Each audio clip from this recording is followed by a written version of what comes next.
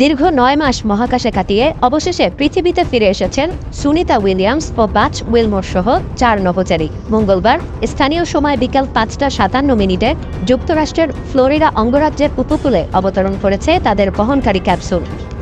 গেল বছরের জুন মাসে বোয়িংয়ের তৈরি নভোযান স্টারলাইনারে করে বুচ এবং সুনিতার মহাকাশ যাত্রা শুরু হয়েছিল। তবে যাত্রার সময় বেশ কিছু প্রযুক্তিগত সমস্যার সম্মুখীন হয় ক্যাপসুলটি। ফলে সেপ্টেম্বরে স্টারলাইনার নিরাপদে পৃথিবীতে ফিরে এলেও স্টেশনে আটকে পড়ে সুনিতা ও বাচ।